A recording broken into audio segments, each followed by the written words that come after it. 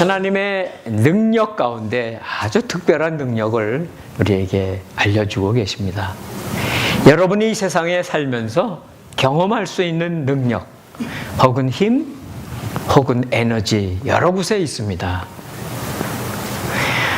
우리가 물론 이렇게 육체적인 힘도 힘이죠. 또는 우리가 이렇게 전기를 불을 켜고 가전제품을 사용하는 그 전기도 힘입니다. 에너지입니다. 또 바람, 또 여러 가지 자연 현상 가운데 나타나는 그런 에너지들이, 큰 에너지들이 많이 있습니다. 그런데 가장 큰 에너지는 무엇일까? 가장 강력한 힘은 무엇일까? 생각해 보셨습니까? 저는 태양 에너지라고 생각합니다. 태양에서부터 비춰오는 그 빛을 지구로 비춰오는데, 지구에 도달하는 그 에너지는요, 태양 에너지의 20억 분의 1밖에 안 된다고 그래요. 참 조금밖에 안 오는데, 그거를 가지고 이 지구상에 있는 모든 생명체가 살아가는 것입니다. 식물도 동물도 다 햇빛 에너지를 받아서 살아가는 거예요. 여러분들도 저도 마찬가지입니다. 바로 그 엄청난 이 태양의 에너지를 통해서 우리를 살아가게 하고 있는데, 도대체 이 엄청난 태양을 하늘에다가 매다신 분이 누구일까요? 이런 강력한 에너지원을 하늘에 매달 수 있는 분은 사람은 아닙니다. 바로 하나님이십니다.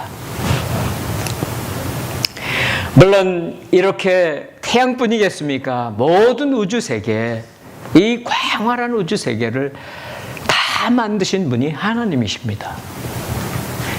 그러나 과학자들은 연구하고 또 연구하고 어떻게 생각하는가? 태양도 그렇고 달도 그렇고 원래 거기에 있었다는 거예요. 그냥 처음부터 있었다는 거예요. 그렇게 아무리 과학을 연구해도 태양을 공중에 매다시고 그렇게 막강한 에너지를 비춰주시는 그 하나님을 만날 수는 없습니다. 절대로 과학을 많이 해서 우리의 학문을 많이 쌓아서 하나님을 만날 수는 없습니다. 그런데 우리들은 만날 수 있습니다.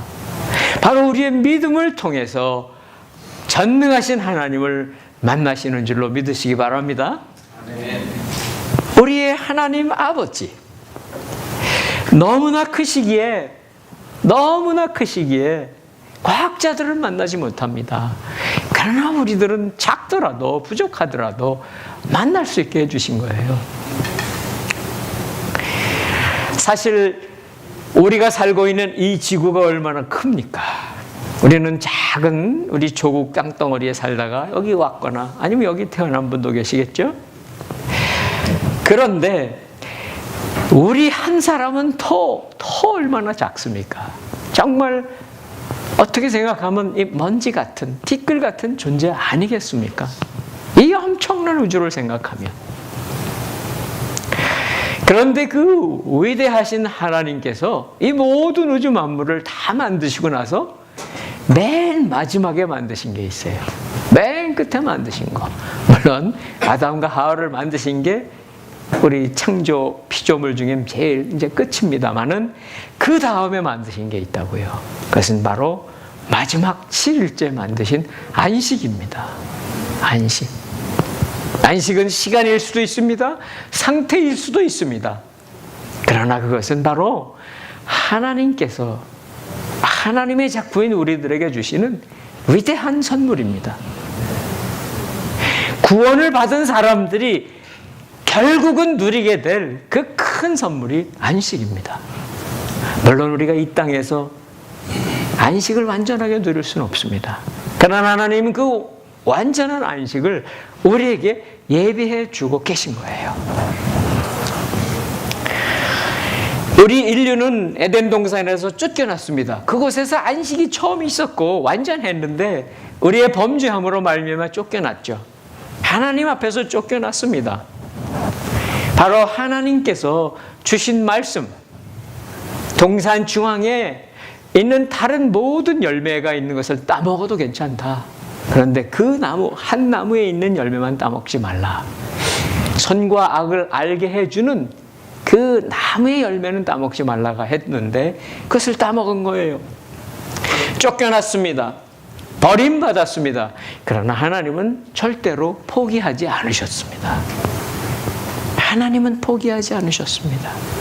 그래서 하나님께서 이 땅에 하나님이 안식일의 주인이 되시는 분을 보내셨어요. 그분이 바로 예수 그리스도이십니다. 주님은 복음서에 보시면 안식일의 주인이라고 하시면서 눈 볼 수 없는 사람의 눈을 띄워주시고 귀신 들린 사람들의 병을 고쳐주시는 일을 다른 날도 했지만 안식일에 특별히 또 하셨습니다. 그것은 안식에 대한 아주 작은 그림자예요. 아주 부스러기 같은 거예요. 그러니 완전한 안식은 얼마나 크고 위대하고 놀랍겠습니까? 사랑하는 여러분, 우리에게도 아직은 안식 끝나지 않았습니다. 예비되어 있습니다. 우리 앞에는 두 문이 있습니다. 한 문은 멸망으로 들어가는 문이 있고 한 문은 안식으로 들어가는 문이 둘밖에 없어요. 둘 중에 어느 문으로 들어가시기를 원하십니까? 심판의 문, 멸망의 문 원하지 않으시잖아요. 우리에게 들어가고자 하는 우리에게 필요한 문은 구원의 문, 안식의 문입니다. 오늘 말씀은 이렇게 시작합니다. 11절 같이 읽도록 하십니다. 11절 시작. 그러므로 누구든지 이와 같이 불순종의 본을 따라 멸망하지 않도록 우리가 저 안식에 들어가기를 힘씁시다. 안식으로 가는 길, 구원으로 가는 길이 아주 쉽지는 않습니다. 평탄하지도 않습니다. 그냥 저절로 가지지 않습니다. 믿음을 지킨다는 것, 하나님의 말씀에 순종한다는 것을 그렇게 쉽게 되지 않습니다. 장애물이 있습니다. 유혹이 있습니다. 그것을 뚫고 통과해야 됩니다. 오죽하면 하나님이 선택한 백성들인 이스라엘 백성들이 그 광야를 통과하면서 사실 하나님께서 다 필요한 것 채워주셨습니다. 먹을 것과 마실 것과 입을 것, 물론 입을 것을 더 주지는 않으셨지만요, 옷이 헤어지지 않게 해주셨어요. 신발이 터지지 않게 해주셨어요. 다 해주셨습니다. 그런데도 불구하고 이스라엘 백성들은 기회만 되면은 돌아가겠다는 거예요. 이집트로 돌아가겠다는 거예요. 불평합니다. 불순종합니다. 우리도 때로 현실의 상황을 보면 믿는 자라고 하더라도 우리가 닥치는 고난 속에서, 우리가 닥치는 이 환난 앞에서 약해질 수밖에 없습니다. 우리는 그러한 존재입니다. 어떻게 이겨낼 수 있겠습니까? 우리의 힘만으로 안 됩니다.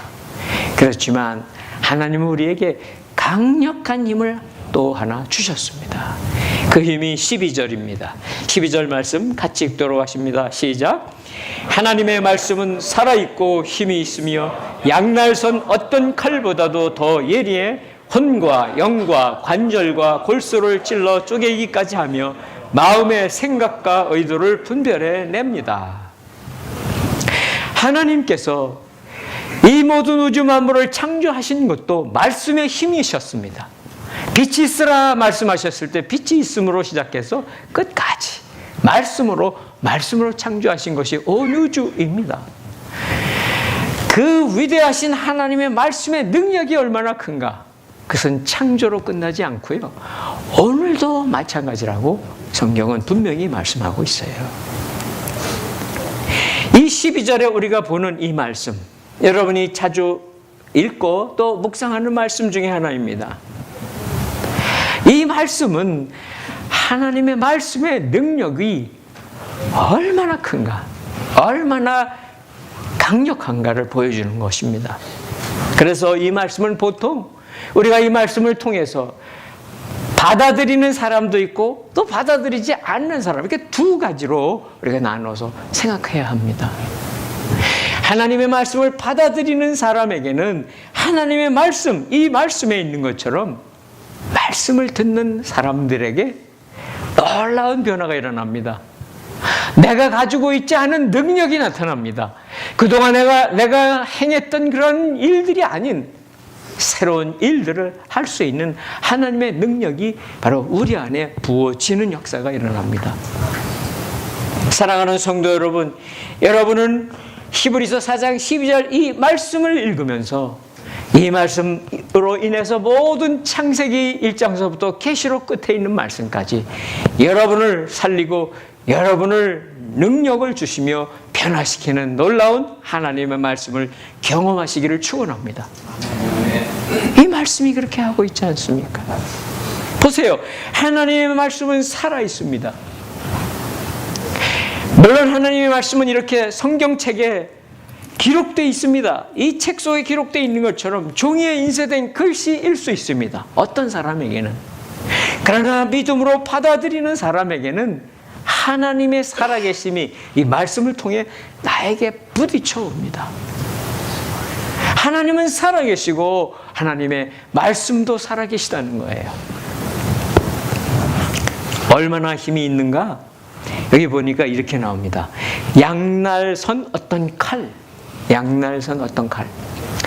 물론 우리가 음식을 쓸 때 쓰는 칼들은 다 한쪽에밖에 대부분 날이 없지만 이 전쟁용으로 쓰거나 특별한 경우에는 양쪽에 날이 다 있습니다. 아주 날카롭게 그렇게 만듭니다. 왜 이렇게 날카롭게 만들까요?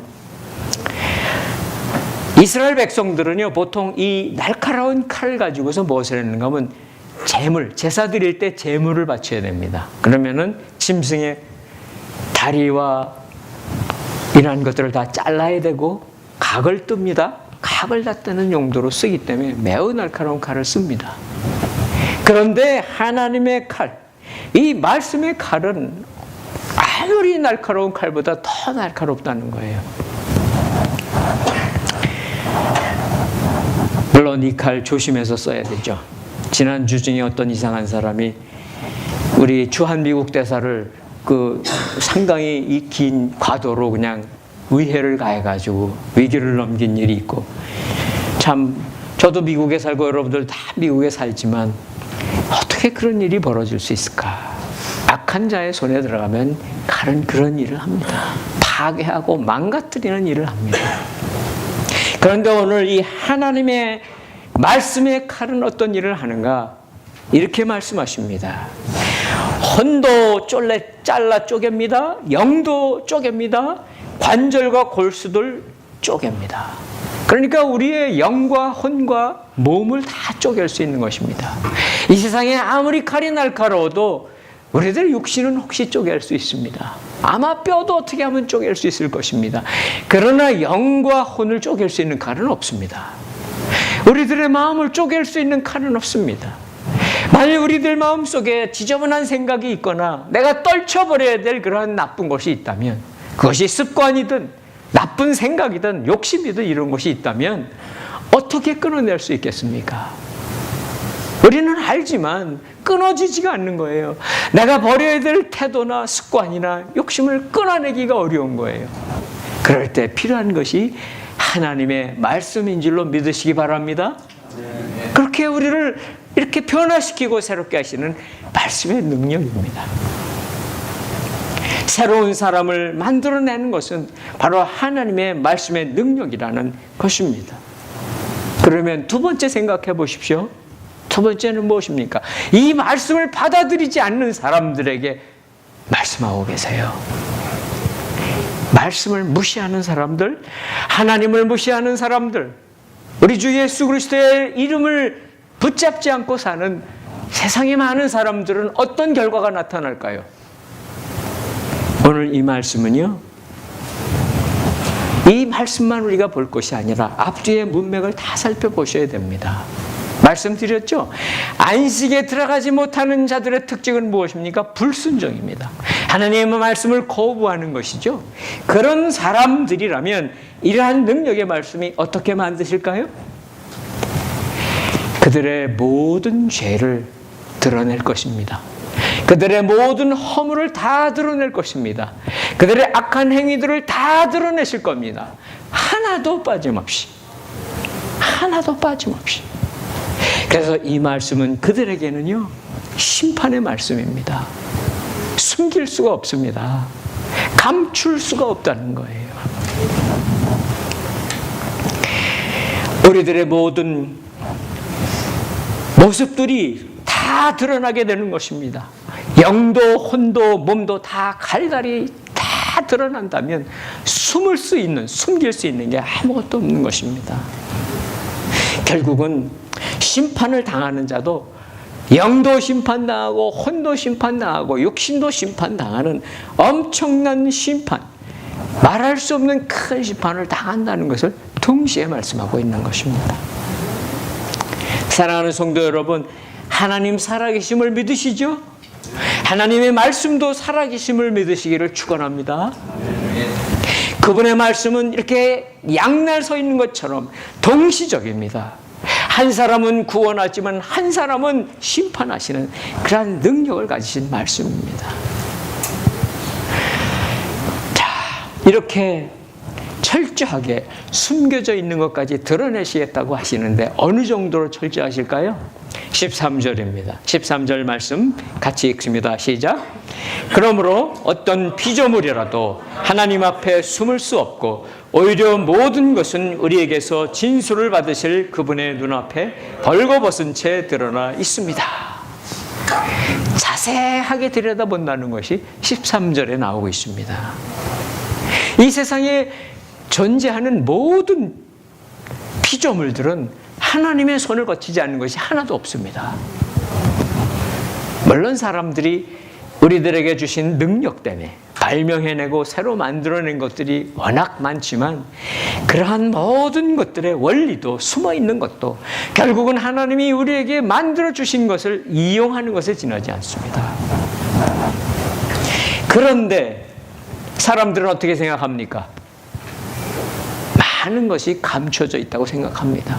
우리들이 보기에는 감춰져 있습니다. 특별히 사람에게는 다른 사람을 아무리 봐도 그 사람의 속마음을 알 수가 없어요. 무슨 생각을 하고 있는지 알 수도 없어요. 좋기도 좋을 때도 있습니다. 그러니까 내가 부끄러운 것도 살짝 감출 수 있고요. 그렇죠? 우리의 상처도 감출 수 있고요. 내가 사람들 앞에서는 또 다르게 행동할 수 있습니다. 그렇지만 하나님 오늘 분명히 말씀하십니다. 어떤 피조물이라도 하나님 앞에 숨을 수 없다.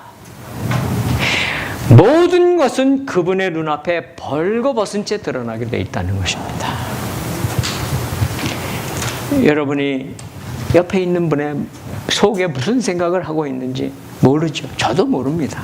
그러나 우리들의 깊은 속 생각까지 아니면 여러분의 무의식 세계조차도 보실 수 있는 분, 그분이 바로 하나님이세요. 하나님은 불꽃 같은 눈으로 우리의 심령 깊은 곳까지 다 뚫어보고 계신 것입니다. 그것이 바로 전능하신 하나님의 능력이세요. 그런데 오늘 이렇게 말씀하시지 않습니까? 숨을 수도 없고 벌거벗은 채 있는데 그분의 모든 것은 우리에게서 진술을 받으실 그분의 눈앞에, 그분의 면전에 벌거벗은 채 드러납니다. 이렇게 나옵니다. 우리는 마지막 날에 한 사람씩 다 하나님 앞에 나갈 것입니다. 그리고 가서 계산하게 됩니다. 우리의 언행 심사를 다 보시게 될 것입니다. 우리가 무엇을 감출 수 있겠습니까? 우리는 많은 것을 감추고 사는 그런 인생이지만 우리가 감출 수 있는 것은 없습니다. 고작 해봐야 마치 아담과 하와가 에덴 동산에서 범죄한 다음에 그들이 벌거벗은 것을 보고 그때 부끄러움을 느껴서 무화과 잎사귀로 몸을 가린 그 정도밖에 안 됩니다. 그것은 단지 다른 사람에게 감추는 거지 전지전능하신 하나님 앞에서는 절대로 감춰지지 않는다는 거예요. 좀 마음이 어려우시죠? 야, 하나님, 나의 모든 것, 내가 말하지 않은 비밀들, 내가 옛날에 있었던 내 잘못들, 누구도 알지 못하는 것도 다 아신다니까 마음이 좀 이렇게 위축이 되시지 않습니까? 소망이 없을 수도 있어요. 그러나 하나님 우리에게 소망을 예비하고 계심을 믿으시기 바랍니다. 그 다음 절 말씀이에요. 14절 말씀 같이 읽습니다. 시작. 이와 같이 우리에게 하늘로 올라가신 위대한 대제사장 곧 하나님의 아들 예수가 계시니 우리가 고백한 신앙을 굳게 지킵시다. 우리의 두려움도 우리의 절망도 괜찮습니다. 그대로 우리가 가서 있는 그대로 나갈 수 있는 바로 우리의 구세주가 계시기 때문에 그렇습니다. 예수님은 어떻게 지금 우리를 바라보고 계실까요? 사도행전에 보면 이런 기사가 나옵니다. 사도행전의 7 집사 중에 한 사람이 스데반이 유대인들에게 붙잡혀서 성 밖으로 끌려나갑니다. 왜냐하면 나사렛 예수를 증거하고 다니기 때문에 유대인들이 붙잡아간 거예요. 그래서 성 밖으로 데려가서 돌로 치기 시작을 합니다. 놀라운 사건이긴 하지만 이 생명의 위협을 받고 있는 거예요. 그럴 때 스데반이 말합니다. 성령이 충만해서 이렇게 말합니다. 하늘이 열리고 인자가 예수님이 하나님 우편에 서신 것을 보노라. 그렇게 얘기합니다. 예수 그리스도 그분은 바로 스데반이 위험 속에 위기 속에 죽음 앞에 있을 때 그의 믿음을 보시고 앉으셨던 자리에서 일어나셔서 스데반을 바라보셨던 예수님이세요. 그 예수 그리스도 오늘도 동일하게 여러분이 당하고 있는 어려움, 위기, 말할 수 없는 그러한 절망 속에서 우리가 안타깝게 주님께 매달리면 주님은 앉은 자리에서 일어나셔서 여러분 한 사람을 바라보고 계심을 믿으시기 축원합니다. 그분이 예수 그리스도이십니다. 그런데 오늘 14절에 보니까 이렇게 말씀하고 계십니다. 우리에게 하늘로 올라가신 위대한 대제사장 하나님의 아들 예수가 계시다는 거예요. 하늘로 올라가신 위대한 대제사장 하나님이 이 땅에 보내셨던 독생자를 다시 불러 올라가셔서 그 보좌 우편에 앉아 계신 그분이 바로 대제사장으로 계시다는 것입니다. 대제사장은 누구입니까? 이스라엘 백성들을 하나님께 인도하는 또 하나님의 말씀을 이스라엘 백성들에게 전하는 중보자입니다. 중간에 있는 역할을 하는 것입니다. 그러려면 참된 중보자라고 하면은 그 사람은 사람들의 형편을 잘 알아야 됩니다. 우리들의 형편을 잘 알아야 됩니다.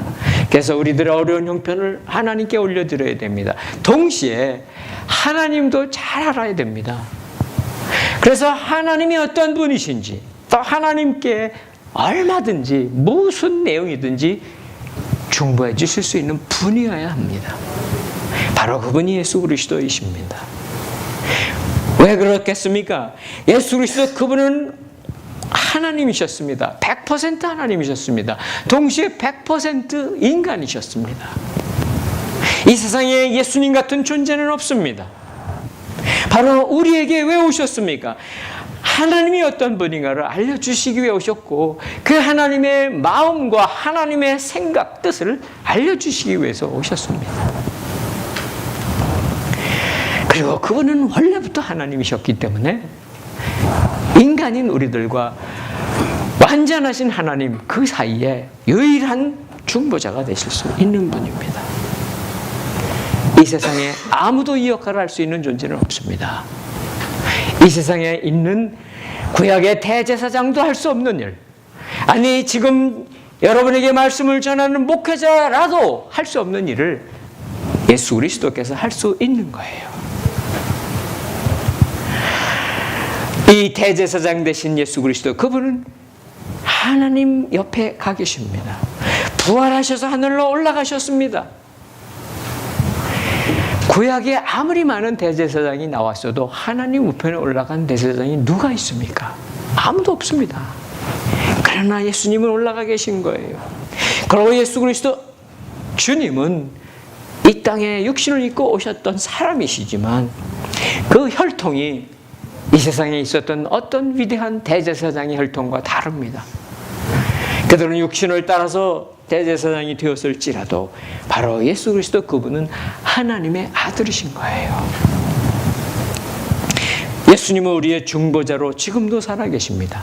지금도 함께 하십니다. 어떠한 공격도, 어떠한 위협도, 어떠한 유혹도 이겨낼 수 있는 바로 그 힘을 가지고 계신 거예요. 이 세상에 여러분이 경험하는 강력한 힘, 어떤 힘이라도 좋습니다. 세상의 힘, 예수 그리스도의 힘, 어떤 힘이 더 크다고 생각하십니까? 그러면 예수 그리스도 그분은 강력한 힘을 가지셨기 때문에 우리를 도와주시긴 하는데, 그래도 아직도 내 형편을 잘 알지 못할 거야. 내가 얼마나 힘드신지 모르실 거야. 그렇지 않습니다. 어떻게 알 수 있습니까? 15절을 보시면 알 수 있습니다. 15절 같이 읽습니다. 시작. 이는 우리에게 계신 대제사장은 우리의 연약함을 동정하지 못하시는 분이 아니며 또한 모든 면에서 쓰나 죄가 없으신 분이기 때문입니다. 예수 그리스도 그분은 대제사장으로 멀리 하늘에만 계시고, 아니 내가 가까이 갈 수 없는 그런 분이기 때문에 멀다고 생각하시나요? 그렇지 않다고 말씀하고 있습니다. 복음서에도 분명히 예수님이 약속했습니다. 제자들을 통해 우리에게 약속하신 말씀은 내가 세상 끝날까지 너희와 항상 함께 있으리라 약속해 주신 예수님의 말씀을 붙잡기 바랍니다.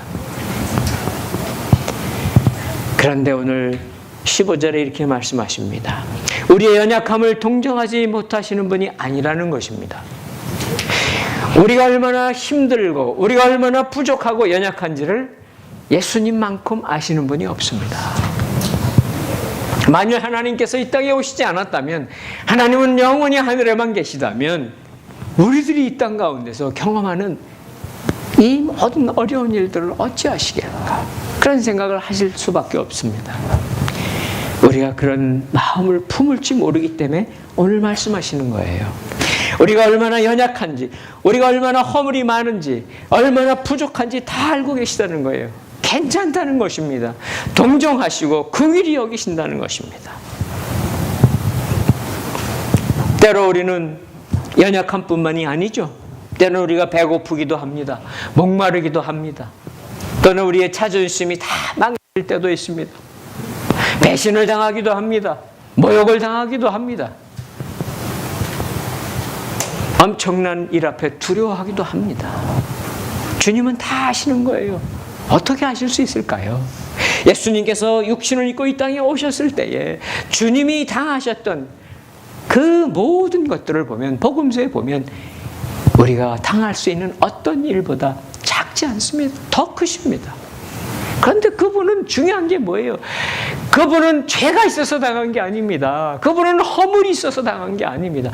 아무것도 잘못한 것이 없는데도 불구하고 바로 나 때문에 그렇게 당하신 것입니다.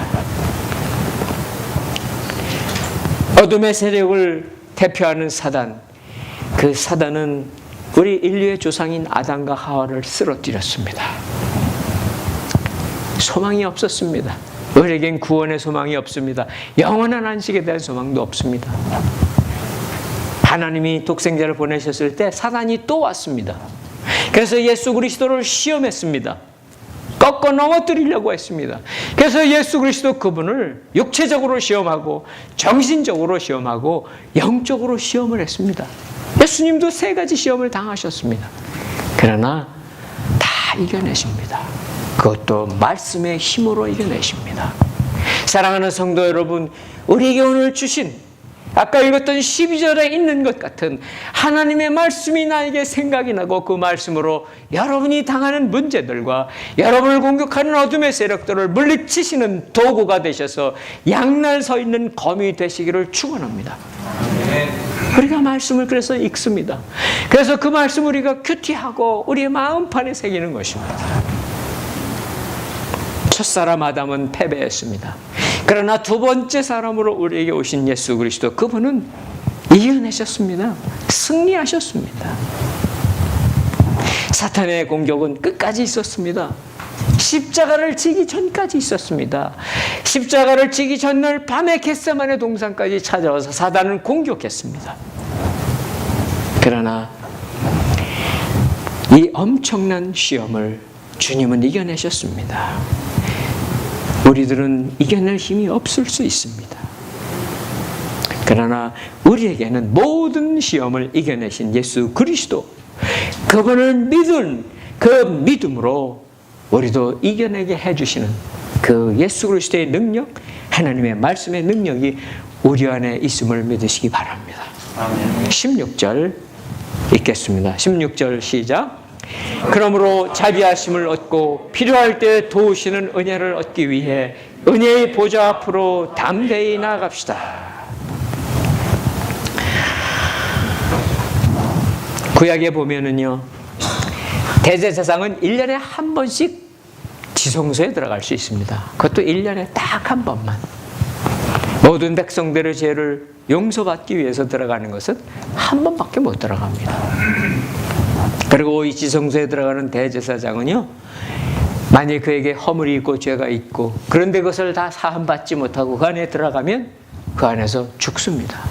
대제사장은 들어갈 때에 몸에 끈을 달고 들어갑니다. 방울을 밑에 달고 들어갑니다. 혹시 그 안에 들어가면 죽으면 끄내러 아무도 들어가질 못합니다. 들어가면 다 죽습니다.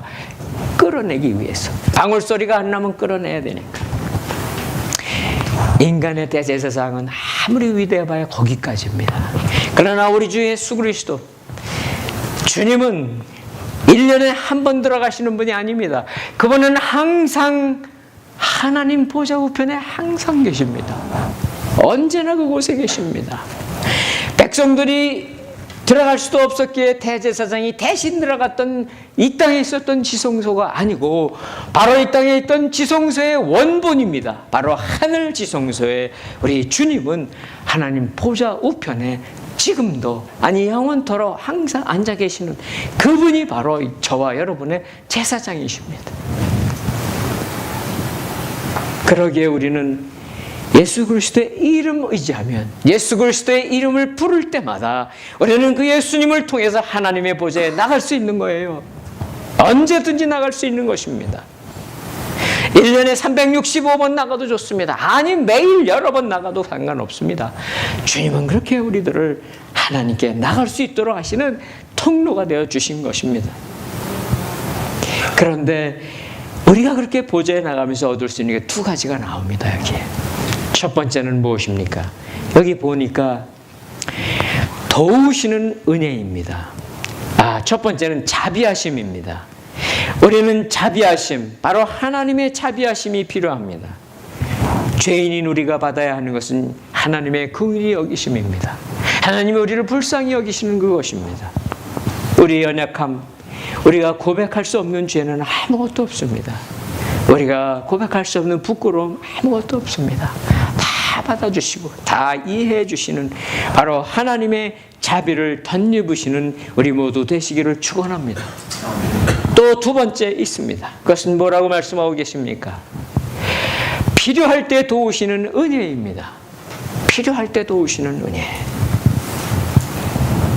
가장 적절할 때 베푸시는 은혜라는 것이죠. 우리가 이스라엘 땅, 그 메마른 땅, 우리도 이 땅이 메마른 땅이지 않습니까? 비가 와야 합니다. 물론 여기야 뭐 농사를 안 짓지만 이스라엘 땅에는 반드시 이른 비와 늦은 비가 와야 돼요. 그 비가 오지 않으면 그 땅은 농사 짓지 못하고 다 굶어 죽을 수밖에 없습니다. 하나님은 때를 따라 비를 내려주시는 것과 같이 우리들에게 찾아오실 수 있는 분입니다. 바로 우리가 하나님의 지성소에 나갈 수 있기 때문에 그렇습니다. 만일 여러분이 응급 상황이라면 911 전화할 거예요. 빨리 오라고. 그런데 빨리 와주지 않으면 얼마나 낭패가 되겠습니까? 하나님, 우리의 상황에 위급 상황이 생겼습니다. 위기 상황이 생겼습니다. 어떻게 하겠습니까? 하나님 보좌에 나가야 합니다. 그리고 하나님께 아뢰는 것입니다. 그럴 때 하나님은 우리에게 도우시는 은혜를 베풀어 주시는 하나님이십니다. 하나님은요, 우리의 상황을 정확하게 알고 계십니다. 다만 하나님은 어떻게 하실까요? 하나님의 때입니다. 하나님이 가장 적합한 때, 하나님의 가장 적합한 방법으로 여러분을 도와주시고 여러분에게 은혜를 베푸시는 그 하나님을 의지하시기를 바랍니다. 혹시 우리 가운데 내 인생이 많은 시간이 지나갔지만 내가 지금 풍랑 가운데 있는 것 같습니다. 내가 태풍이 오는 그런 바람 속에 있는 것 같습니다 하는 마음을 가지신 분이 있습니까? 학업 중에도 그럴 수 있습니다. 아니, 우리의 생업으로 인해서도 그럴 수 있습니다. 그러면 그럴수록 더욱 힘쓰셔서 예수 그리스도의 이름을 선포하시기 바랍니다. 예수님을 붙잡으시기 바랍니다. 예수님을 붙잡는 자마다 하나님의 보좌로 바로 들어갈 수 있는 그러한 능력을 우리에게 주셨기 때문입니다. 그리고 그분은 전능하신 하나님이신 그분은 우리에게 적절한 은혜를 베푸시겠다고 약속하셨습니다. 그 놀라우신 주님의 은혜, 주님의 능력이 저와 여러분에게 부어지시기를 주님의 이름으로 축원합니다. 기도하겠습니다. 하나님 아버지,